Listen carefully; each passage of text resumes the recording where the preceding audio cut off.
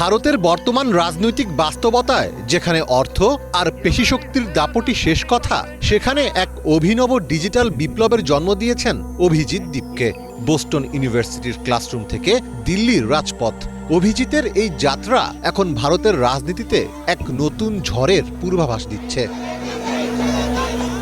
বিদেশের মাটির প্রাতিষ্ঠানিক জ্ঞান আর দেশের প্রান্তিক মানুষের ক্ষোভকে এক সুতোয় বেঁধে অভিজিৎ তৈরি করেছেন ককরোচ জনতা পার্টি সিজেপি। সামাজিক মাধ্যমের নিউজফিড থেকে শুরু করে রাজপথ, ভারতের সর্বত্রই এখন আলোচনার কেন্দ্রে এই ডিজিটাল স্ট্র্যাটেজিস্ট।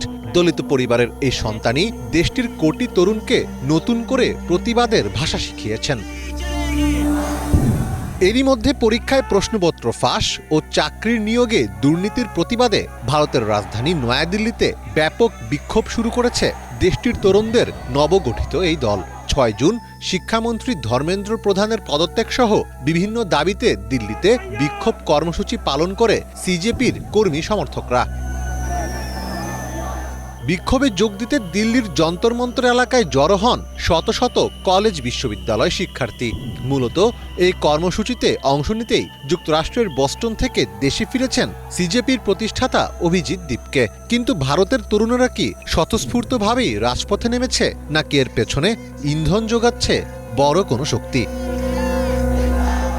অভিজিৎ ২০২০ থেকে ২০২৩ সাল পর্যন্ত আম আদমি পার্টির সোশ্যাল মিডিয়া টিমে একজন স্বেচ্ছাসেবী হিসেবে কাজ করেছেন। এরপর তিনি উচ্চশিক্ষার জন্য বিদেশ চলে যান এবং আম আদমি পার্টি ছাড়েন।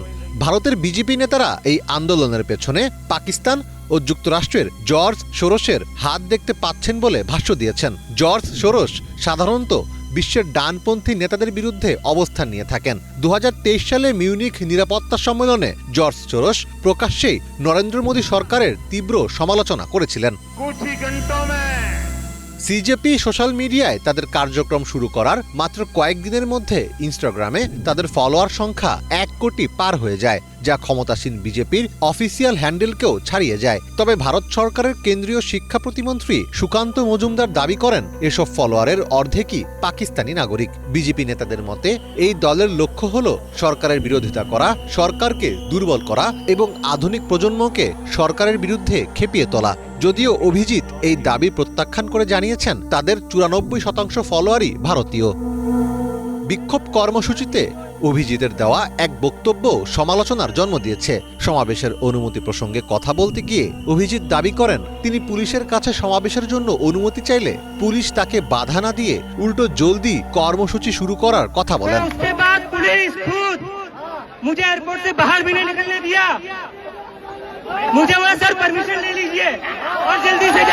ভারতের বিমানবন্দরে নামার পর অভিজিৎকে বিশেষ প্রোটোকল দিয়েও নিয়ে যেতে দেখা যায়। ফলে পুলিশের এমন আচরণের পেছনে আর্থিক লেনদেন ও বিরোধী শক্তিদের যোগসূত্র আছে বলেও মনে করছেন অনেকে।